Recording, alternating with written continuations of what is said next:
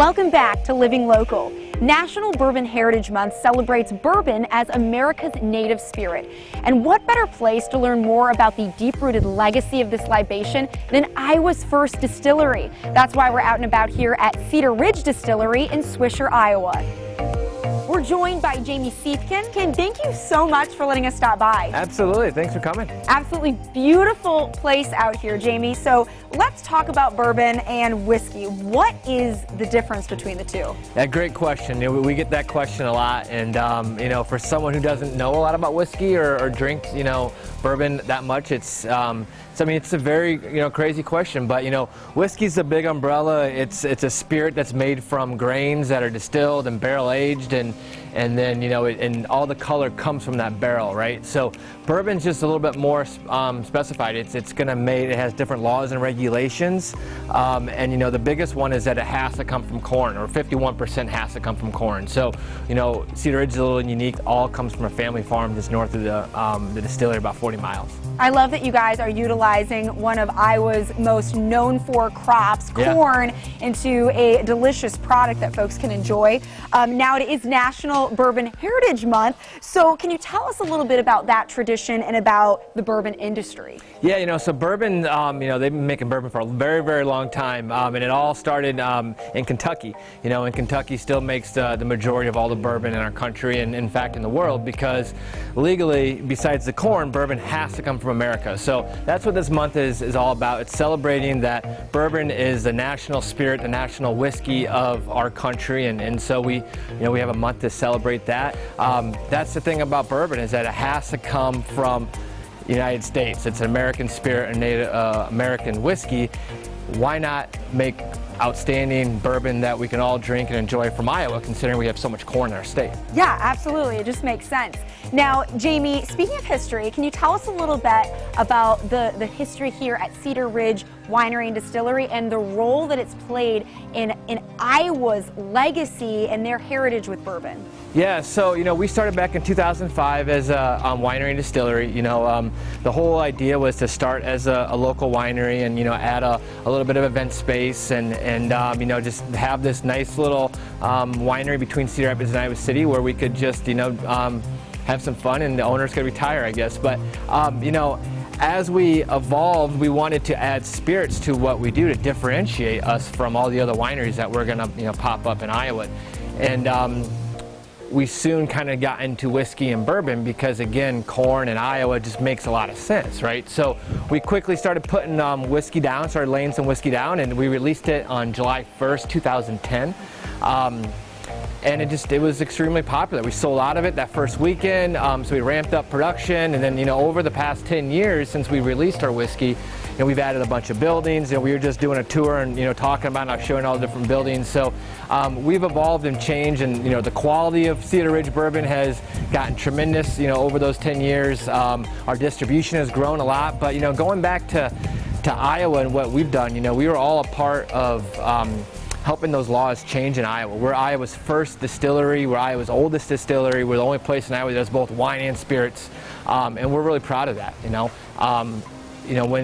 Before we got our license, before we started distilling, 100% of all the spirits that were consumed in Iowa, and that was about $300 million a year, all that was exported into Iowa, when corn is the #1 grain used in the world when it comes to distilled spirits. Not just whiskey, but all spirits. Corn's the #1 grain used in the world. So it was the owner's goal and mission to flip that, to make Iowa more of an exporting state when it came to distilled spirits because of our natural resources. Yes, putting Iowa on the map. I love that, Jamie. Now tell us a little bit more about what makes your process for producing bourbon unique here at Cedar Ridge. Yeah, so being a craft distillery, we're going to do stuff on a lot smaller scale than the big, massive distilleries, right? Down in Kentucky or across the country, across the world. But so we do a few different things that are always fun and unique, and we do tours that I know that you and Ash are going to get into a little bit. But we do complimentary tours. We love to show people around, so we invite everyone to come out and to see it firsthand. But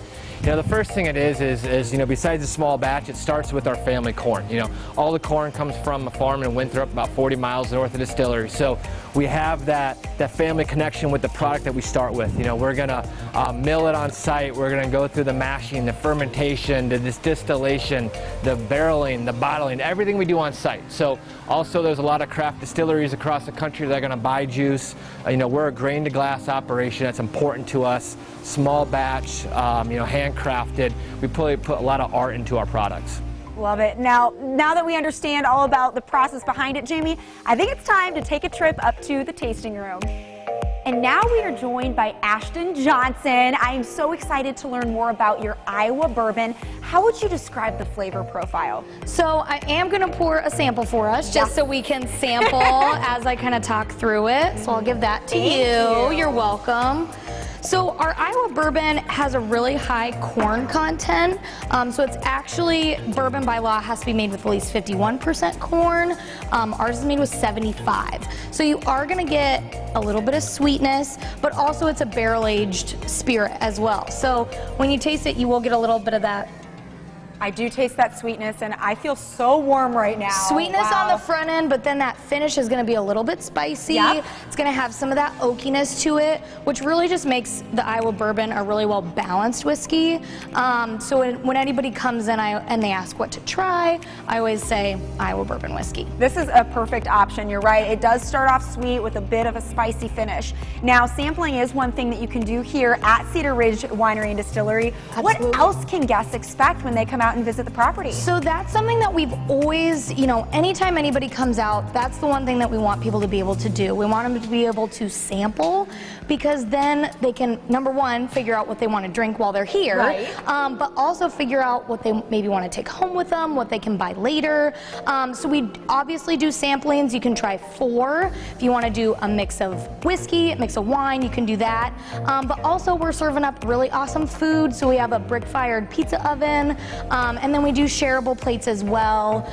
Live entertainment, so Friday and Sundays we do live music, and we also do tours on Saturdays and Sundays too. Wow, so there is so much going on here at Cedar Ridge. A lot of fun and entertainment. And we do private events. Oh my goodness, wow, they So do we it stay all. busy.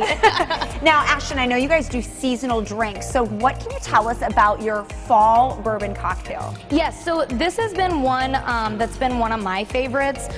In the fall, I kind of switch over to bourbon, but one thing that our bar manager, Cassandra Pantel, has been doing is she does a lot of tea-infused syrups. Wow. So this one actually has an Earl Grey simple syrup, which has a lot of like really cool herbal kind of flavors, and then we're also pairing it with our port cask finished bourbon. So our port cask finished bourbon, it's higher in alcohol content, so it's going to warm you up even more. But it's finished in our port wine barrels. So yeah, so it's going to be a really nice, has a little lemon juice, and then also we use aquafaba in it. Okay, what is that? So it's really cool. It's actually the juice from a can of chickpeas. So when you get chickpeas, you'll drain that juice off of there. But what it does is it acts kind of like an egg white. So when you shake it, it's going to make it really nice, frothy and fun. Aquafaba, Yes. chickpea juice, basically. Yes, yes, yes. So what we're going to do is we're going to do 2 ounces of our port cask finished bourbon. Oh, we're going to wow. throw that in there. Sounds amazing. We're going to do an ounce of lemon juice. And then we're going to do an ounce of that Earl Grey. That's so unique. I'm a huge fan of tea, so I love that flavor is going to be incorporated in there. Yeah, it's one of my favorite simples that we make, and we make it here in house. So Fantastic. Really, really, really fun. I need to shake it up over ice like that. Oh, I'm getting so excited for this cocktail. It sounds amazing. So many different flavors are going to be in this, and you got that locally made bourbon there with it too. Absolutely. Alrighty, so this is a fun one. We're gonna take this coupe glass, and we've got a Bada Bing cherry in there. Bada bing. That's right. And then we're just gonna strain it into that coupe glass. Oh my goodness, it's so fancy. And I'm gonna give this to you. Thank you, Miss You're Ashton. welcome. All right, now it's time to sample the fall bourbon cocktail. Wow, so much flavor. That is so delicious. Ashton, cheers to bourbon. Cheers. And cheers to Cedar Ridge Winery and Distillery as well. If you would like some more information, you can visit crdistillery.com. More Living Local continues after the break. Stay with us.